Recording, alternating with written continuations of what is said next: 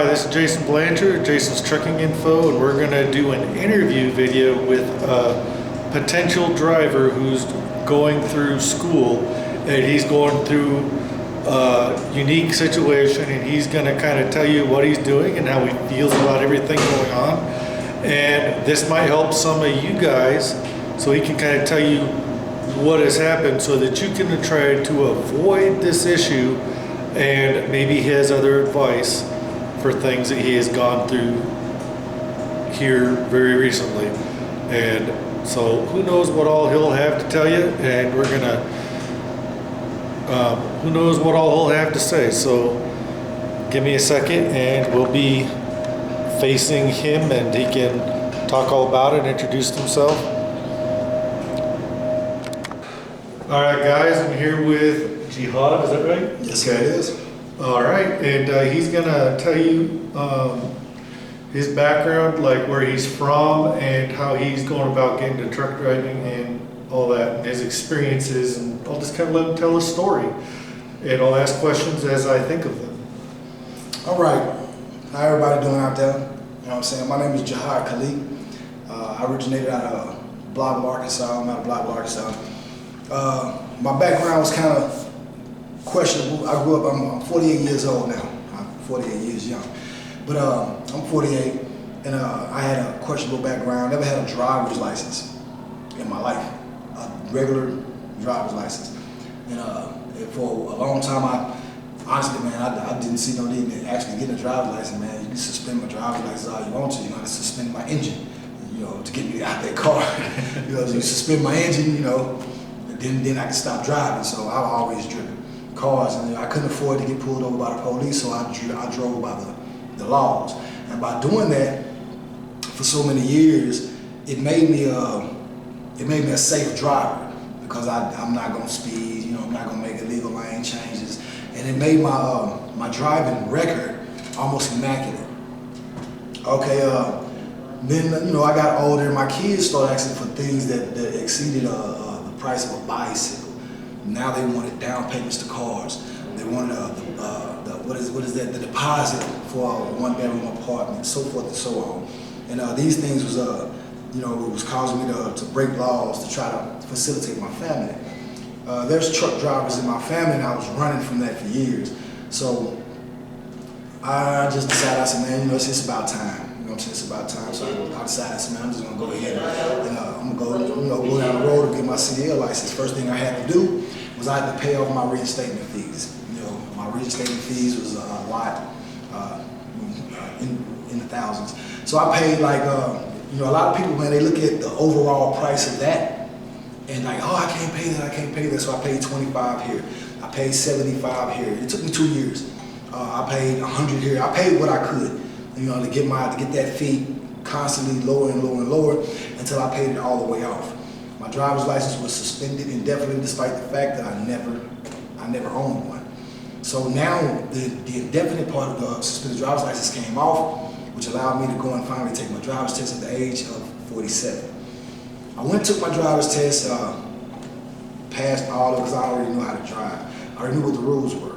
So I went ahead on, I got my regular driver's license and started down the path of trying to locate me a recruiter to so somebody can help facilitate me getting into a truck driving. I didn't have nobody pretty much ask. All the individuals that was in my family that did it, that was kind of older, they had passed away. These were my elders, my male elders in the family. So I bumped into C.R. England by way of family. My family, they drive for C.R. England. I did a whole bunch of research online, and they had I'm talking about just all negative reviews. You know, but I don't go by what people say. You know, I'm a good judgment of resources and information myself, as well as character. So I still went down the road, and they gave me a recruiter. And come to find out, C.R. England no longer has contracts to put you through schooling. Instead, they have a contract with a school, and that name of the school is Premier. That's where we're at now. You know, we're in Premier in Salt Lake City, Utah. And through this place here, you have to fund your own schooling. But if if you do not have the money, this is a good thing, y'all. If you do not have the money, then they have finance companies, multiple finance companies to send you through. And if they locate a finance company that's willing to finance your tuition, there's zero money down for you. If your credit is questionable, then hey man, you can just come with a cosigner. They don't start to bill you their money back. Like I said, the cost is $5,000, slight small interest. It's not a predatory lending. It's not 19% APR. It's nothing like that. It's actually affordable. You're out about $1,300 for the financing. So like $6,300, $6,500 by the time it's all over with. But they don't start to ask for the payments until 60 days after you have been employed fully by the company. That means that you're outside of the schooling. That means that you are outside of the training, like when you leave to go with the trainer or what have you. You're outside of that in 60 days on regular checks. Then they expect you to pay like $100-something a month, something like this. It's super affordable. I can't leave this part out.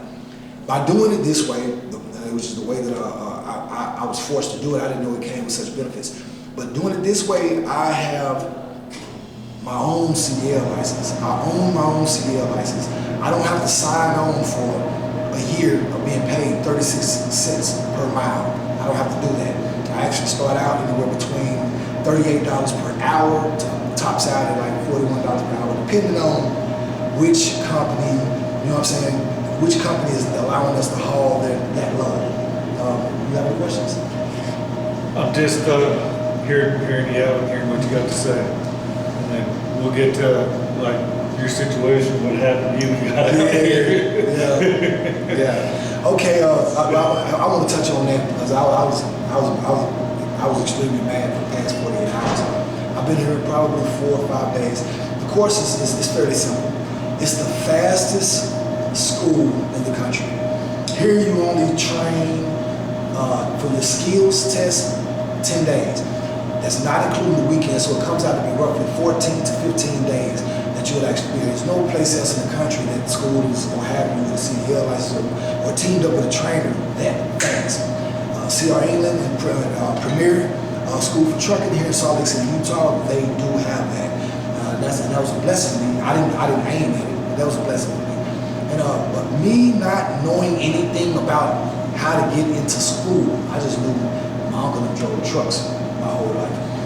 I had to listen to recruiter. The recruiter came from C.R. England, and the recruiter was fairly new to their jobs, female. I'm not gonna say her name, but it was a female, and she wasn't very familiar with everything. So she was instructing me, and you know what I'm saying. I have a belief system that the only bad question is the question not asked. So I was asking all the pertinent questions. All the phone calls was being recorded, you know what I'm saying, and they said clearly that I was asking the questions that matter. And then the answers that I was given from this recruiter were followed to a T. Okay, well I live 5, 6 states away from Utah. I've never been to Utah in my life. But so I did everything, followed everything, crossed all my T's, dotted all my I's, came on down here. And because I'm not under contract with anybody else, I paid for everything. I had to pay for everything. I had to pay for my transportation down here. I had to pay for my food down here, so forth and so on. A lot of individuals were kind of grumpy about that. And at first I couldn't understand why, but once I got it, I understood because I'm not under contract with anybody. Because I'm not under contract with anybody, then I'm only here for Premier. I'm only here to go to school, which turns this place into a vocational college for me. This only lasts 2 weeks. It only lasts 2 weeks. What other vocational college does that? And then it was like no money out of my pocket. And the overall fee was just $5,000 plus interest. It's paid off in the long run. So it was like a win-win.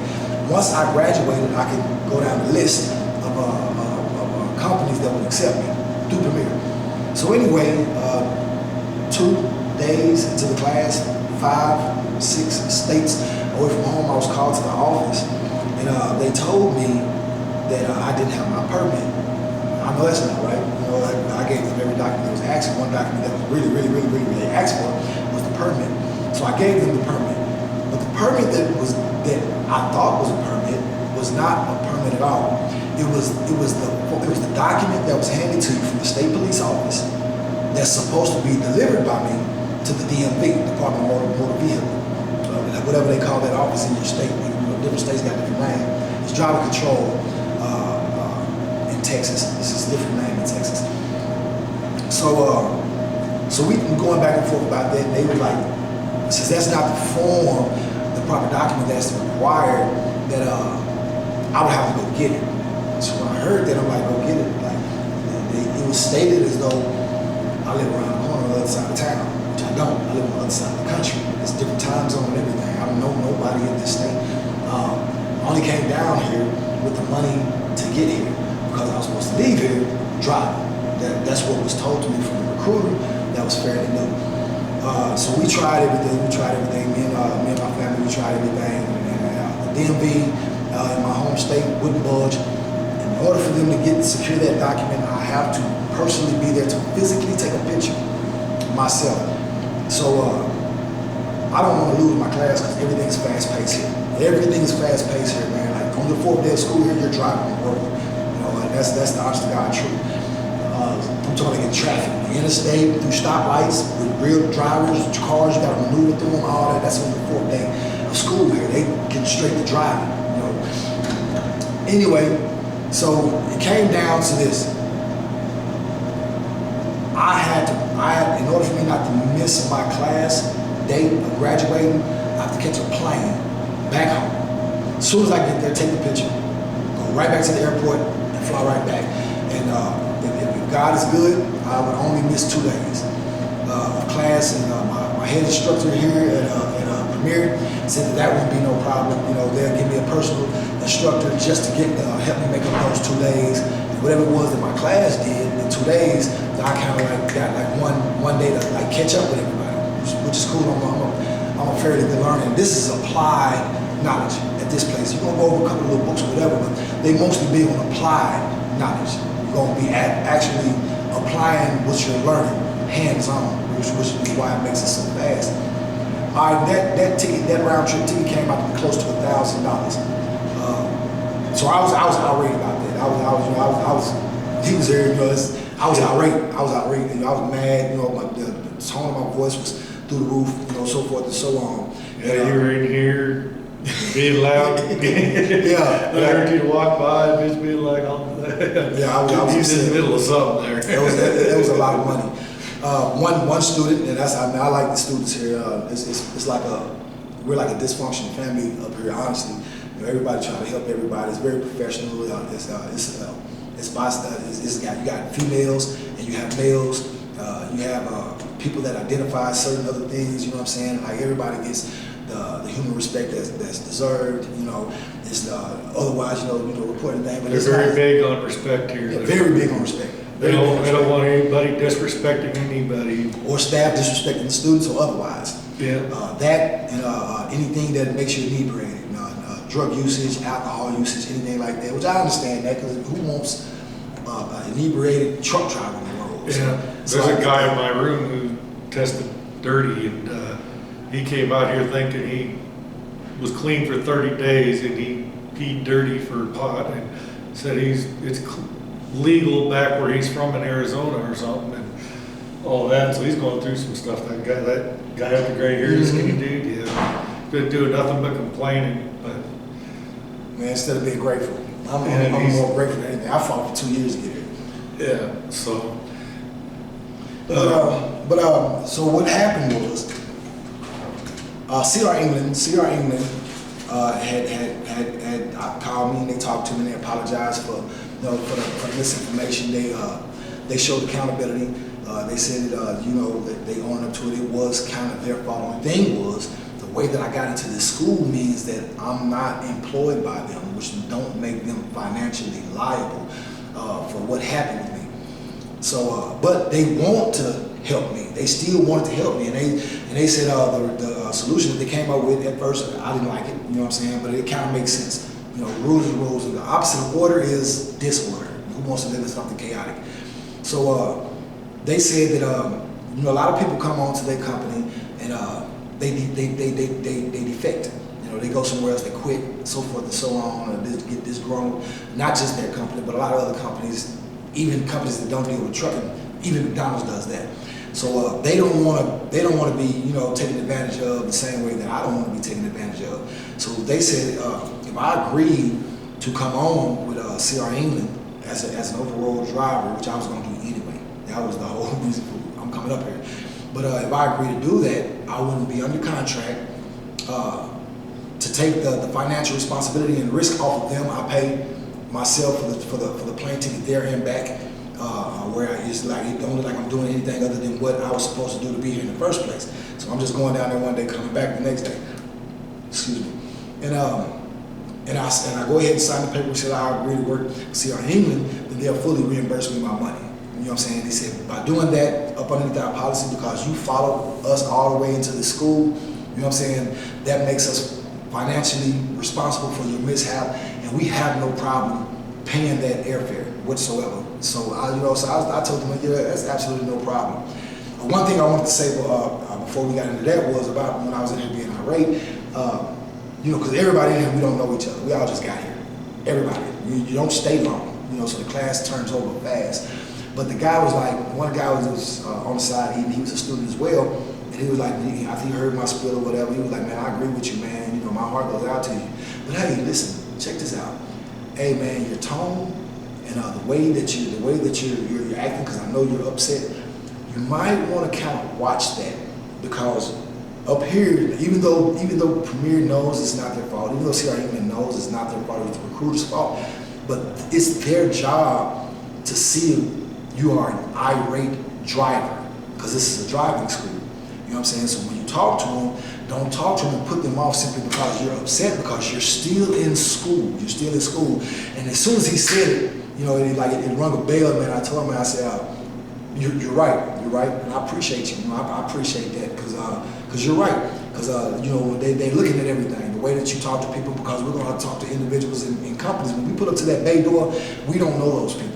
And some of those people are going to be busy, and, you know, they're going to have us out there for an hour and a half. Throwing your attitude around anywhere of these places is just going to slow you down, not speed you up. Yeah, and then they give a poor report, because I would be there as an ambassador for whatever company I'm driving for. And if I respond, like I would respond on the street, on the block, at the store, or something like that, it shines a negative light on the company, and it can lead to my termination. Either later on down the road, or before I ever even get hired. So even though I was right with what it was that I was saying, man, you know, this school here, you know, man, I got nothing good kudos to say about them, man. You know, they feed people's families. One thing I wanted to address, you know, online, because they had me tricked up. Online, you're going to hear a lot of bad things about CR England. You're going to hear a lot of it. They don't pay. They don't do this. They don't do this. Okay, once I got to the school, let me tell y'all what's going on. People is going to this company, and they're saying, I would like to be OTR. OTR means over the road, long hauls. It's going to have you home small amounts of time. All right, these are like the people the biggest people that's funding CR England. These are some of the biggest customers.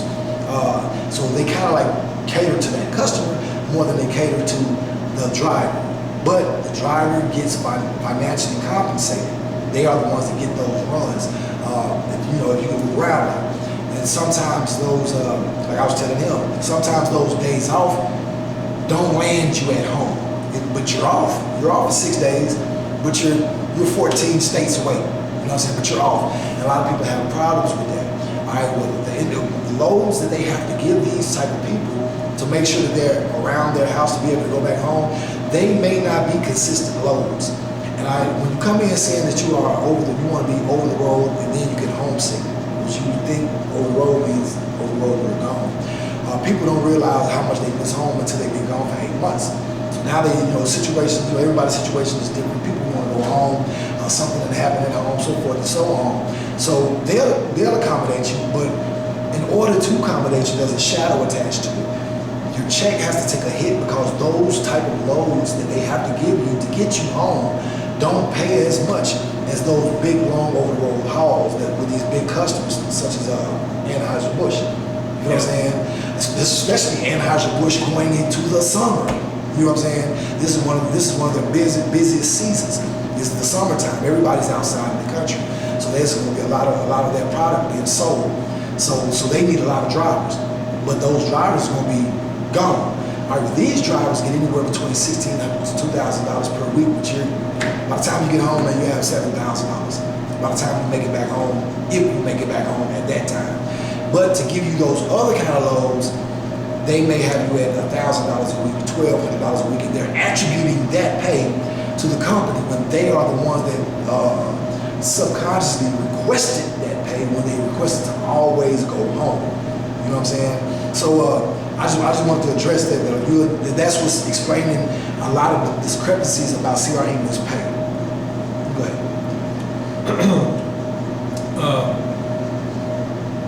So what did you think about the schooling part when you were in driving truck? What did you think about the training? And first off, because I believe in non-disclosures, so I'm not going to give away all of the secrets. But I will say this: I have never driven an 18-wheeler in my life, ever. Never sat in a cab or one anything. This place, the trainers that they have quite a few. These are regular people. These people have been driving, like some of these people, like the old man, the old British man, he's been driving for 47 years, 48 years old. This man has been driving my entire life. You know, he knows the mistakes you're making as you're making them. And all you have to do, the way they teach, all you have to do is listen to them, and they'll cut away all the fat. They'll tell you exactly how to fix what problem that's going wrong, and all you have to do is just blindly follow. That's what they prefer from the student. Just do what I say. You do what I say, you get your CDL license.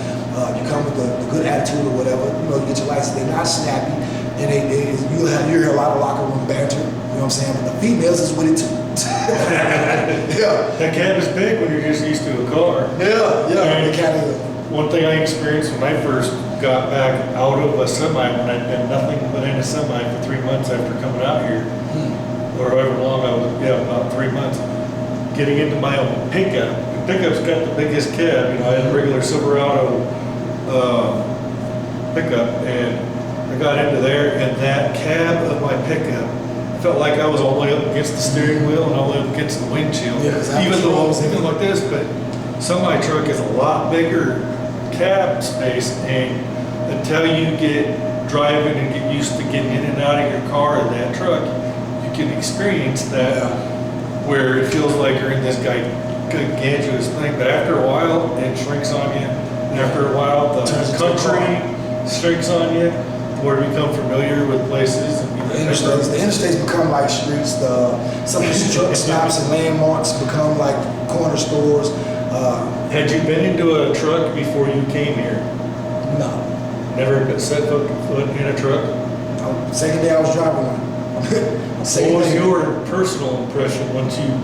It was a lot. I think that people put too much thought into those things because of the size, but it was a lot easier, and what got me through that was the instructors, because the way they talk is like, it's not so official. It's like you're just talking to a friend. You're just talking to some guy down the street about how to fix the lawnmower. But just by listening to him and like not going back and forth and trying to tell him how you doing it, not doing that, man, you just pick it up like that. You just pick it up like that. Like I said, the second day, man, we was immaculately doing backups. It was. I noticed when I was out there doing my testing, which they really didn't test me. They just said, you got 24 years. But then I had another guy that was out there with me that has, he's getting ready to go out with a trainer, and he hasn't even really done some of the backs and stuff, so I was confused that they were introducing him to the 45 back yesterday, and that was just like, he hasn't even done the 45 back yet? No. It's fast paced. So whatever. What they do is they push you in the water and say swim. They're much more laid back these days than when I was here 24 years ago. And as you're sinking, they're instructing you on how not to sink. That's pretty much like the best analogy I can come up with. Like instead of just trying to just solely teach you out the book, no, they're putting you in that truck. You're gonna drive. You know what I'm saying? You're going to drive. You're gonna drive almost as soon as you get here. The fourth day here, you'll be on the road, like in traffic, with stoplights and other cars and things of that nature there. But then you've already been trained on how not to hit things. That's one of the first things. Just be glad they're not teaching you how to shift. That was a whole nother realm with shifting here. Oh man, I can just imagine. Because most of their trucks here, y'all, most of their trucks here is automatic. But the trucks has a manual switch, but it's not in the floor. It's not in the floor. It's right there on the. It's right there on the, like, in a car, it'd be like the turn signal or something like that, on the lights or whatever. It's right there on the steering wheel, and it's just a little like a sliding button and so forth. It's not like the shifting that's scaring a lot of females. A lot of females like, I don't know how to drive stick. I don't want to get in that big old truck. You should come down here and at least tour the campus and like look at some of the trucks, so forth and so on, and you'll see like you have a big misconception of this truck. But the schooling is fast paced, and the schooling is, in my opinion, not because I'm the brightest light in the chandelier, you know what I'm saying, but it's because the way they teach is fast paced, and they put you right into driving. They put you right into driving. They put you right into your pre-driving test, not test, but like check, pre-driving check. Pre-trip. Yeah, pre-trip. You're going straight into that. Pre-trip, post-trip. Yeah, the hitching of the trailer. You're going right into that. Make you do that verbatim where you have to like remember things in a certain way. Especially the pre-trip. The pre-trip, like that's almost verbatim. It's almost verbatim. The best thing I can tell you is look at CR England pre-trip test. They're on YouTube. And it's going to give it to you. It's going to tell you, it's going to in order for you to pass that test, you would have to sound like that guy talking. Like you would have to say what that guy is saying, because he's telling you about this is how you pass the pre-trip at CR England. Go around and just point to things. Oh, check that and that and that, and you'd have to name what it is. Not bitten, broken, a crack. Not a braid. Certain verbatim that they expect you to do. But yeah, they want you pointing at it. They want you to touch it. Not only are you remembering verbatim what's being said by rote, but you also know where that part is on the truck. So that's one of the most technical thing, and like that technical thing will get you knocked out the park. Backing is you have to get the feel of it. You know what I'm saying? You got to get the feel of it. How'd you do with that? We picked that up the first day. We picked that up. Honestly, picked it up. They're doing a back here that I never had to do, where you have to parallel. I don't know if they're backing it. I think they're going forward and having to go around cones in a snake. That's parallel. Those cones is as though there's trailers there.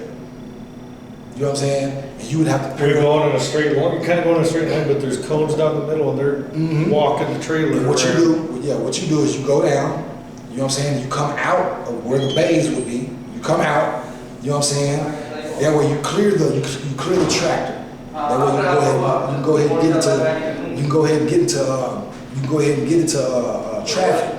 But if you were coming off traffic, that's what the backing like that is for. If you were coming out of traffic and you needed to parallel into the bay, that's what those curves and things, that's what the cause. It's just you can't see you have to imagine that that's a truck. They got like I don't know, 10 friggin' places to practice at out there. Yeah. Out here there was like one thing to do the straight line back and then set up and go into the 45. Mm-hmm. You had to go do the straight line back, then you had to straight line back and then go back forward and then go set up for the 45 and stuff. There's two boxes. There's two yellow boxes there. The box in the back is the equivalent of the dock. Yeah. You know what I'm saying? All right, you got to put the back bump on that dock. You know what I'm saying? To where it don't tear that company's dock up and it don't tear up that truck. So if you can put it in that box, then you can park it to where they can lay something on there, open the doors and and unload it.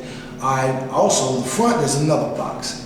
There's another box. That right there may be another car, imaginary. There may be another car, or it may be another building, or so forth and so on. And you need to know how they're teaching you depth perception, giving your eyes in the mirrors. You know what I'm saying? And what's in front of your truck? Because like he said, a lot of people is not accustomed to their bumper being so short. That bumper is right there. You know what I'm saying? And the back seems to be so far away, and we haven't been really training our brain to perceive how far that is. So those two boxes, like you got to drive forward to that box, you got to back up into that box, and now you got to try like parallel park. And that is teaching you how to get into the dock in case there was multiple trucks right there. But he said before they didn't have all that. It's definitely very different. They've done so many changes around here. I don't think they had a room like this when I was here. Yeah. It was just all rooms with the things, but they didn't have the curtains, if I remember right. Yeah. They had a room couple with of the, bed. I think they had the room with the shower, with the bathroom and stuff, where you share. But they didn't have this room, and then there's a room downstairs where it's like honorary system. You pay with that thing because you're on camera downstairs. I ran into that, just like, no one's watching this. What the hell? How are you supposed to pay for this? And then I saw the machine over there by the door. Yeah. You got to pay for stuff, and they got more stuff Oh, yeah. in there than they do the C-store almost for Yeah. snacks and As drinks. soon as you come in, it's gonna say that. Big Brother's watching. The signs everywhere in there. I thought the same thing when I went out. Like, but I worked at a steel mill that had like a cafeteria like that. It wasn't manned, but if you look up, it looks like a banana tree of cameras. There's cameras like everywhere in there, and you know it's like an honor system. Everybody here is really supposed to have a little money, man. You know, they just don't want you to be a dirtbag. You know, and try to just like, you know, you shouldn't be up here stealing anyway. So I don't knock that. It's definitely nicer. I mean, the restaurant's different. They got a more of a Big portions. Yeah. $13. I ate them. Man, 13. Look, this was a Kentucky, a country fried steak lunch. It was this big. It was this big, and this was the country fried steak was this big, way bigger than my hands. It's big about like 2 of my hands, I swear. And I cut everything in half, and I ate off of it for 2 days. And that cost me $13 plus a can of the salad. You are expected to furnish your own meals. So, you know. When I came before, they gave you one meal voucher for each day you were in school. You had like 3 tickets. They look like those lunch tickets you got in school. Yeah. And that place down there looked more, I don't remember the name of it, but it looked more like, I would describe it kind of like being inside of an Applebee's or something, Yeah. style booths and stuff. Yeah. And stuff. So And it's then- more open like now. And now they took down walls. They made the C-store part of it, and they've always had a bank down there. I don't know if it's always been U.S. Bank, but there's always Yeah. been a bank in C.R. England to do that loan. And I remember sitting down and doing that. So it's definitely different than when. But I'm going through here as a seasoned trainer, an experienced driver. I mean, Yeah. I've thought about doing training. I just wait a little while. I thought it'd be cool to be a trainer. I think I'd be good at it. It seems like it's very lucrative to our trainers, man. You should see some of the vehicles and motorcycles that they got out there. The trainers, they were showing their bikes out today. Really? Yeah, they are. When you walked out this morning, did you know, like, damn, look at all these bikes? You didn't see them when you went out the back door? I didn't go out the back door this morning. Oh, you should have, man. It was like I came right down and got Yeah, in bikers the club. class and stuff. they all collectively said, hey, we're gonna drive our bikes to work today, and they all brought their bikes out today. So yeah, they got Well, they got all these mountain stuff to ride around in close by. They got a lot more good you scenery. definitely got to show them what that looks like one of these days, or add that to the feed. It's beautiful. It's Eventually, I'm gonna get I'm gonna do some drive-through places because I got all sorts of scenic drives in like Colorado area because I used to go through those mountains. This is way more beautiful than Colorado. I was in Colorado 2 months ago, and you have like one side of it, like Colorado Springs, one side is a mountain range. Here in Salt Lake City is like we're in the mouth of a volcano. Yeah. And we are surrounded by those mountain ranges. I don't know if they did that with you guys, but when I was out here, they used to take us on day 2 or 3. They used to take us in the groups with our instructors. We'd all go into different trucks and we'd kind of be following each other. But we go up into the mountains and stop at one of the restaurants on top of one of them. Well, I don't know if they ate there, but I know they went into the mountains today. And tomorrow would have been mines if I didn't have to fly back home. But yeah, they definitely take them in the mountains. Okay, they're still doing that because I can't remember where the heck it's at or which mountain they go up on, but I just remember doing it. They was talking about it today when they came back. There's a lot of young guys. There's a lot of guys that come from the type of walk of life where they didn't have anybody in their family that drove trucks or anything. So and they're from like different places of the country that's flat. So see ice, mountain peaks. Picture Bush can. That's everywhere you look around here. I don't care what direction. On the Bush can, when you see those mountain peaks, those snow mountain peaks, that is literally everywhere, or I don't care what direction you look in. It looks like the mountain peak on that can. So days where people be like flabbergasted, they gotta watch during the not testing, but the training for the driver to back it up. They have to get the students, because the students will be looking at the mountains and they're in the way of the truck. The truck driver, the student that's in the truck, he's not looking for the student because he's looking at the cones. He's only like looking for the cones, making sure he don't knock the cones down. So they be like, hey, come get away from over here, because they be like, yeah, but it looks nice. It looks nice here, man, and peaceful, and tranquil. I don't know if they make it so you can't do it, but I remember I was out here practicing backing and shifting, because at the shifting range out here, and I was out there whenever I could be practicing the shifting and the 45 back and stuff. I'd be out there for every chance I got. I was out there backing and practicing, and I got good at it. So I could do within just a couple of pull-ups, do that 45. Now see, that's the one thing I wish they would let us do, go out there, during our downtime and still be able to, practice our bagging up and stuff like that, but it has to be a trainer out there for the truck to be running. But you can go out there for your pre-trip. You can go out there at nighttime for your pre-trip, so forth and so on, and you can pop the hood open, because you got to go. Part of the pre-trip is underneath the hood. So that's a good thing. This is one thing that I thought that was kind of smart. There's a class up here, and the class is like a week ahead of our class, and they all in different rooms. They all in different rooms. They mainly was only seeing each other in class. In class. But they exchanged numbers with each other, and during their downtime and the weekend, they went and they sent a text message to each other and say, hey man, look y'all, let's run out there real quick, man, and do an hour pre-trip, and we're gonna test each other. And all of them are passing. Like all of them, I never thought of that, to do it on your own time. You'll take the initiative to self-educate. You have the curriculum. You have the YouTube feed. You have the instructor on the YouTube feed that you can rewind, and he'll never get tired of talking to you. So there's no reason why you can't take the initiative on your own to, like, even though class is over with, because you're here to get your CDL, you're here to study how to drive a truck, you're here to pass tests. So what else is there to do other than get immersed into trucking? So I'm gonna try to adopt that. Yeah. You said you had family members that were truck drivers? Yeah.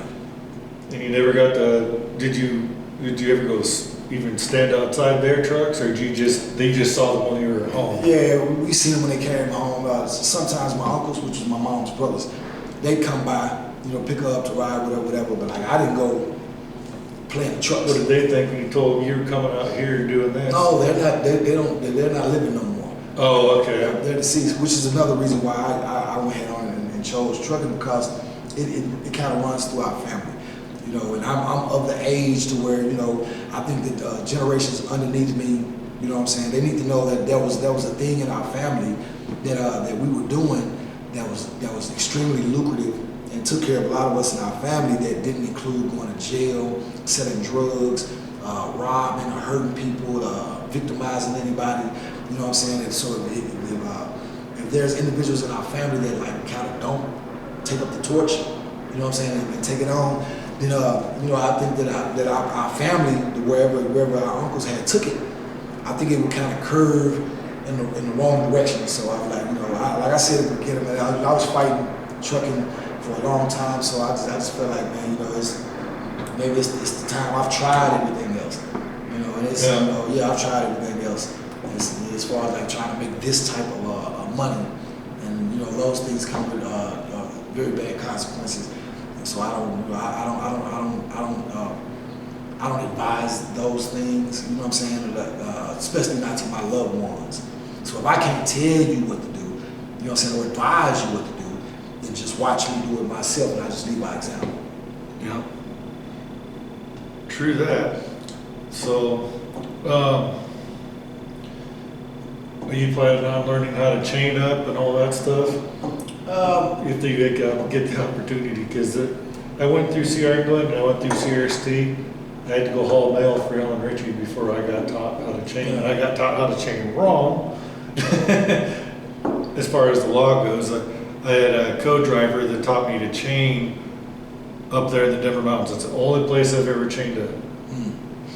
And I know that you gotta have all 4 outside tires, all outside drives chained up, or if you, I've never seen a set of them, but they have the set of chains that are designed to go across the dualies on both sides. You're supposed to have 4 drive tires chained on your drives. They don't, in Denver or Colorado, they don't expect you to have the steers or a drag chain on your trailers, but I know that other mountain ranges, like in California, going over Donners and stuff, I know it's different, and I've never had to chain over those. Back when I was driving over those, I never had to chain. I always went through when there was never was a chain law up or bad weather. But back then, when I was doing that, I had never gotten taught how to chain. So CRST never taught us, other than they had one instructor up in the front of the classroom with a loose tire, put a chains on a tire and put bungees on. All the times I've ever chained up, I've never used bungees. In fact, I wouldn't want to use bungees because even though they help keep the chains tightened up, if you lose those chains because they wear through, because you've been driving on, say, not snow-packed roads, you can just drive on ice or rough roads, because it's going to eventually happen. the longer you drive, the faster you drive, and the longer you drive on those chains, the more they're going to get tore up. And Sierra England said they don't want you driving over 25, but I don't know. You could drive up to 35 with the differential on, with chains on. You don't want to drive any more than that, because the faster you drive, you tear them up. Sometimes you have to. If you're going up the mountain, you're not going to be going very fast because you might be having a heavy load. You're only going as fast as the truck can carry you up there anyway. But it's kind of situational, but if the chain law is up, there is a reason for it. They've had enough wrecks or people getting stuck on the side of the road that they've decided to throw it up. Then you have these shows, ice truckers, you know what I'm saying, which is like exposing everything, and the danger. It's so over dramatized and stuff like I've watched. You watched it? I've watched a few of it. As an experienced trucker, you look at that, you go, where the fuck were you ever going to truck that anyway? Some of those places you would, like there's some of those areas where they're out in the open and it's icy and they're going through parts of Canada. That might be realistic, but why would you take a big semi truck up on some of the mountains where you're barely on the side of a cliff and you're trying to go up? Scripted. I don't know if that's actually a thing or not. I don't know how real that actually is, but As an experienced trucker, what's your opinion? It's scripted. Probably. You know, it's good. It's good ratings. Anyway,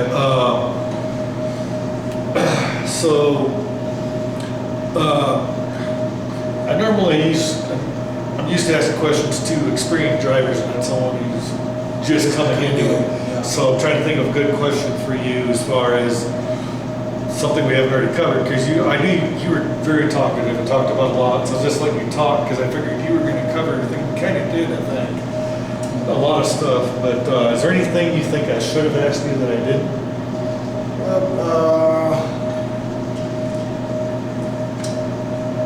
I'm pretty sure that everybody, you know how the atmosphere is in the United States nowadays. You know what I'm saying? One question that I think was not asked in the name of being politically correct was like, okay, as an African American or from somebody from a questionable background, from where you're from or whatever, like how hard do you think it was for you to get into this field or what have you? You know, so that's like one question, but just that one was like staying on the same side. So I asked it and I answered it. It wasn't hard at all. That information honestly is not as readily available, you know what I'm saying, to like impoverished minorities, most of the time they take like bad kids, something like that, and they'll take those kids to tour places like jail. You know what I'm saying? And they'll call it, this is the Scared Straight program. And really, it's like you just pre-exposing them to penal institutions. You know what I'm saying? You're desensitizing them to some place that no human eyes were supposed to have seen unless you violated the community. And when you take them there and they start to see, well, I've been to worse places than this. And then you take it right back to the community when you should have took those questionable kids from those questionable backgrounds to places like Premier. You know what I'm saying? To talk to individuals like us, like how we're talking now, to come and talk to some of the instructors, some of the counselors, some of the financiers, you know, so that they can see that this avenue, because they're needed. You know, those people are needed. Like there's a lot of minorities in here. There's people here that has a problem with even speaking English. They're not from this country. You know, so they need those type of drivers. You know what I'm saying? So they don't get the individuals. You know what I'm saying? That's irate drivers because that's all we got, or drug addicted drivers because that's all we got to choose from. You know what I'm saying? There's lots of people, man, that's like they could be good drivers if they knew that they had that as an option. You know what I'm saying? If they knew that they had that as an option, it's like when you know better, you do better. Yeah. At one point in time, everybody was walking around, therefore mobility was crawling. Then better information made it to you to say, hey, I have legs and they're kind of strong. Let me try to use them and stand up. So from so on to where as a 50-year-old man or a 45-year-old man, you don't see people crawling around the ball no more. Yeah. You know what I'm saying? You don't see people scooting nowhere because the pertinent information made it to them. So I think there should be more tours of vocational colleges, things that because CDL license is one of the careers that you can get as a convicted felon. You know, they're not holding you back from that as long as your driving record is good, and as long as you're in good standing with your PO or your probation officer, you know, which I'm not one of that. You know what I'm saying? But as long as all of that is in good standing, man, the companies don't mind hiring you. You know, and some of those guys are like even hard workers because they're already accustomed to being gone. You know, the people in their family are already accustomed to them being gone. Only thing is they don't think that it's an option that they can choose. So to them, it may be an uphill type of battle. I'm not just talking about African Americans. I'm talking about the Latinos. I'm talking about the people that's from Europe that's not from here. They cannot speak English. That actually English language, so forth and so on. Not just African Americans or Native Americans or Spanish Americans. I'm not talking about just those people. Just individuals, man. I'm talking about more of a class thing. You know what I'm saying? The individuals, man, that had public schooling, that come from impoverished background, you know, so forth and so on. Single mothers. Yeah. You know, single mothers that like they need to know that there's lots of females doing this. It's like it's lots of females doing this. Yeah, more and more women are doing things that were predominantly only for men, but women can do just about anything a man can do, sometimes better. Yeah. But touching on what you started out with the racial thing, do you think that sometimes what you're attaining anyway, some people out there think that now a lot of the times that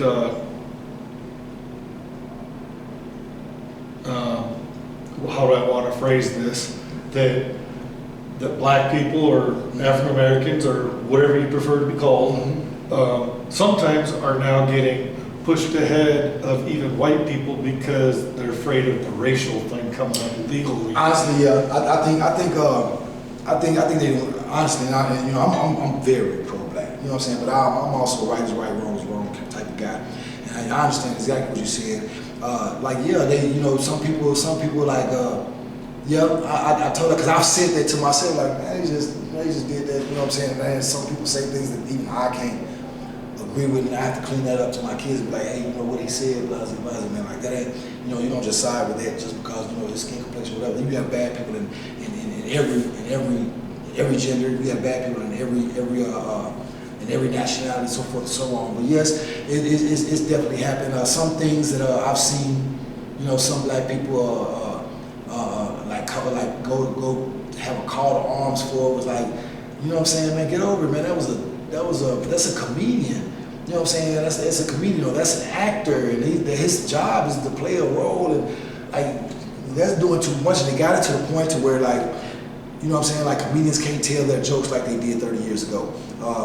You have the entitlement is switching. You know what I'm saying? You know, back in the day, in those days, people felt like you had like white entitlement, but nowadays you have a lot of individuals, man, that feel like they are entitled simply because they're all black. You know what I'm saying? And all you gotta do is, like, you know them by their walks. You know, that's biblical. You know them by their walks, by the things that those individuals are doing or whatever. And they're, I'm wearing the banner of a black person or whatever, but they're morally compromised.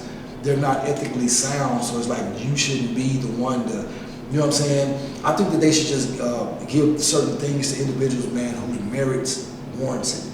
You know what I'm saying? Instead of just take people individually, not because of their race or gender or anything like that, which is what the world is trying to do in the legal things, and they speak and talk it, but whether or not it's truly going on in the background. I even think that it's even being, like, sometimes when you got like CNN and you have Fox News, it's polarized. You know, it's polarized, but then it's like polarized propaganda, and it's easy to control the people if you could just separate them. You know what I'm saying? Everything that I've read that was religious, and I'm a religious individual. You know, but a lot of things that I've read that was religiously sound was unifying. You know what I'm saying? The Most High was all inclusive. He was all inclusive. And the one thing, the very first thing that was like the deviation of every religious text that I've ever read was haughtiness, pride, and separation. You know what I'm saying? And this was fathered from an entity. So I think that people should be careful of in whose father's name that they're coming in. When people come and they're coming with division, that's coming from an entity. That's coming from an entity. We believe that I made you many nations so that you may mingle and get to know one another. And that's like one of the common problems, you know, you may not know, but one of the common problems in black health due to our diets is colon cancer. Like, we have one of the highest colon cancer statistics in the world. But if we would just mingle with the Asians, you know what I'm saying, and adopt a portion of their diet, that thing that they eat, rice and fish, curbs colon cancer.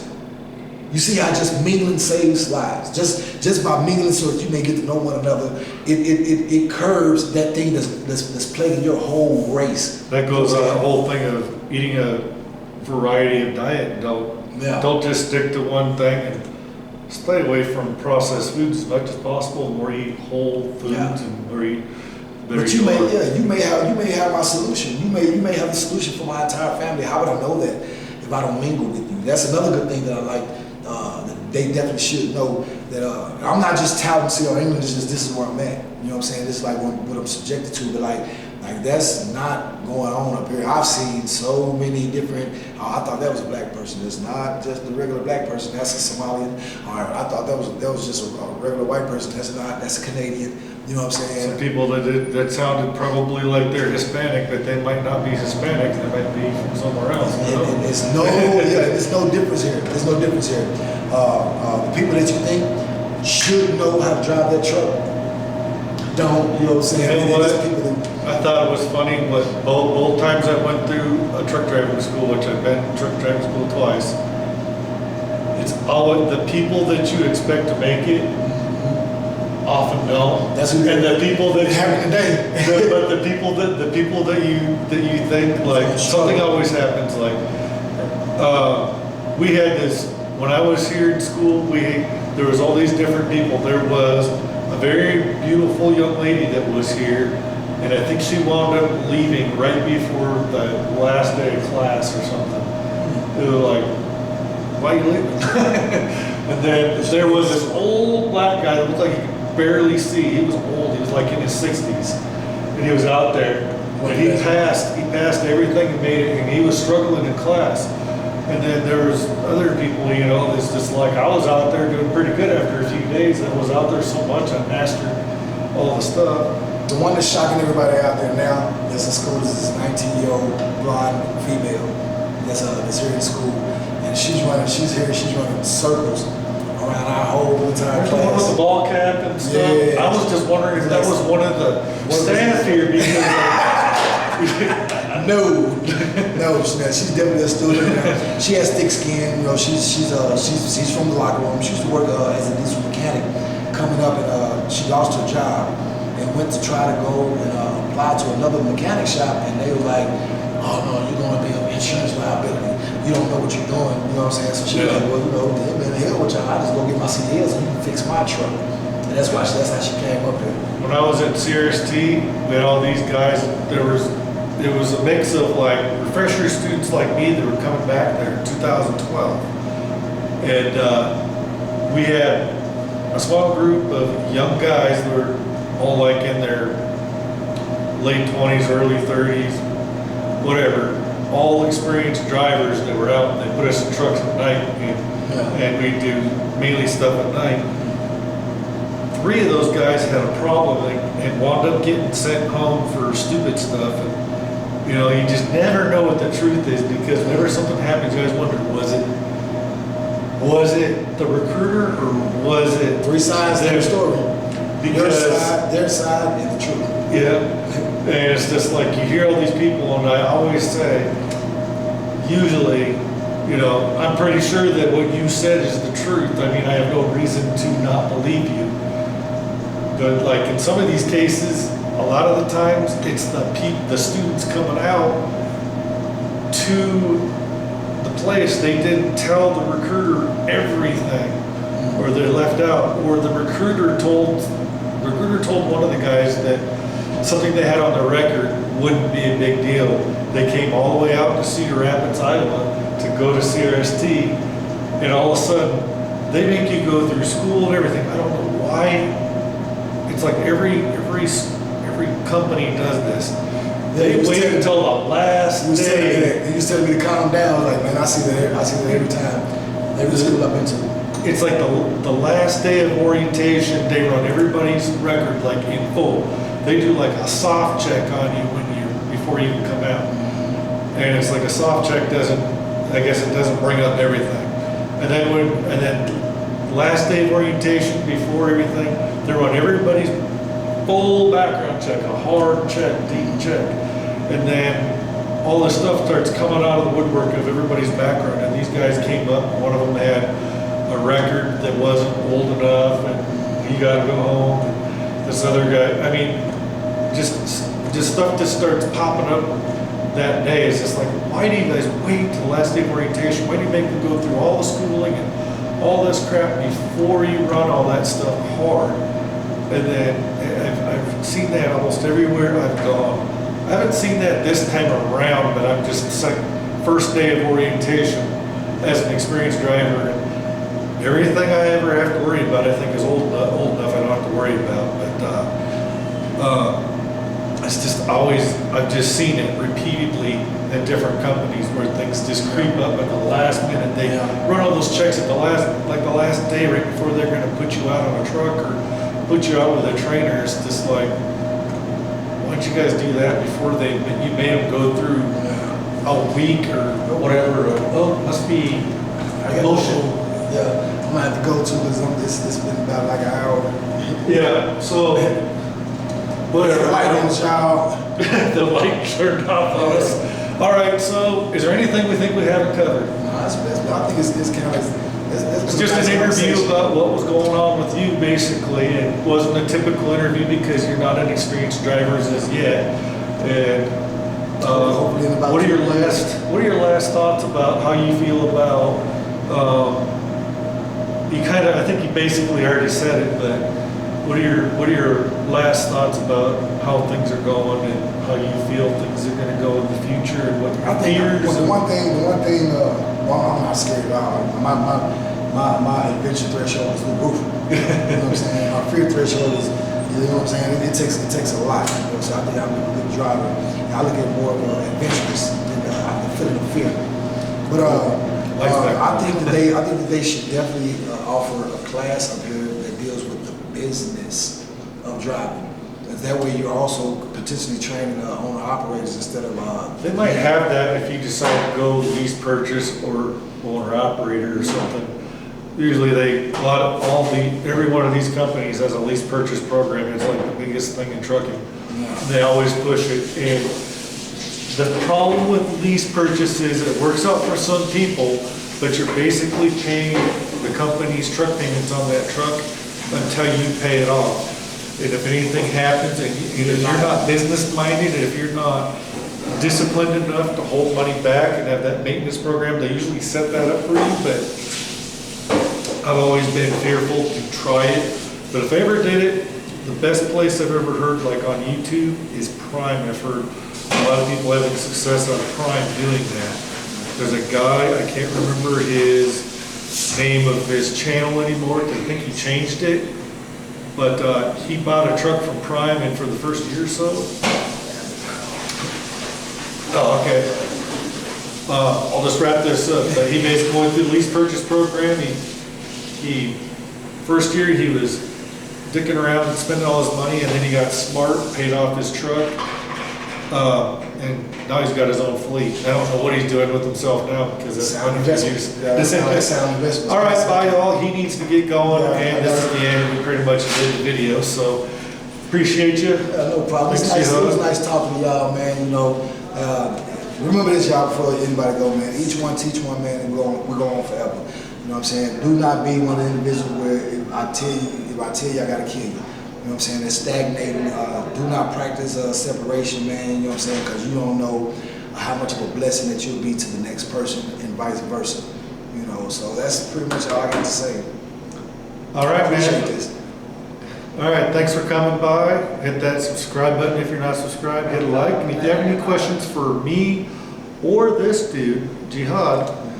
Sorry. Yeah, if somebody was looking for me on my channel, man, my channel would be Khaliq, Khaliq, Khaliq Jihad, Jihad, Khaliq Jihad 751. So, Jason's trucking info on YouTube, and I'll post this so you can watch it. Yeah, I really appreciate it. All right, So, y'all. I probably will not edit anything out. I'll just throw, because I don't believe in editing these interviews out usually unless there's Be like... fluid. Yeah, be fluid. Be fluid and transparent. Yep. So, all right.